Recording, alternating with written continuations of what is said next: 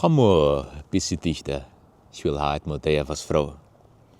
Hast du schon gedacht, dass man alles mal bloß dran denken tut, was das Ding skillen tut, nach der Wend schon rumgegangen ist?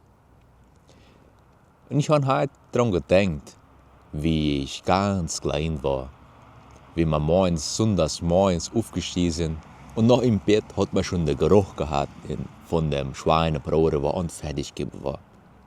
Und wenn man aufgestiegen ist, war die Mama an die selbstgemachten Nudeln fertig machen. Und dann haben wir alles noch ein Stück gekriegt, so auf den Kochofen legen und selbst backen und das essen. Alles mit ein bisschen selbstgemachte Mayonnaise mit Kartoffeln und Salat. Und dann hat man sich an den Tisch gehuckt mit Zeit und hat gegessen. Das war das Beste gewesen von der Woche. Man hat immer gewartet für das Sonntagsessen. Da war nichts Großes, nichts Reiches gewesen.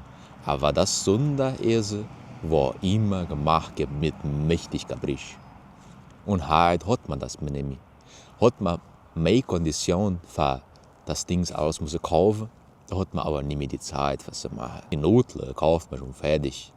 Und das Fleisch, alles, man hat man gerade gezeigt, was so lang ein Schweinebrot machen, aber das muss ja gleich fertig geben. Und wenn die Leute früher schmauern gegangen sind, da sind sie alles von morgens früh gekommen. Für sie morgen, für schon mit dem morgens Tee trinken. Heute kommen sie alles, wenn es Mittag ist, für sie essen. Und haben auch mir das früh ab, weil da ist so viel zu tun. Gell? Ja. Schon das bloß heute so ein bisschen drüber nachgedacht. Ich weiß nicht, ob es das auch so ist.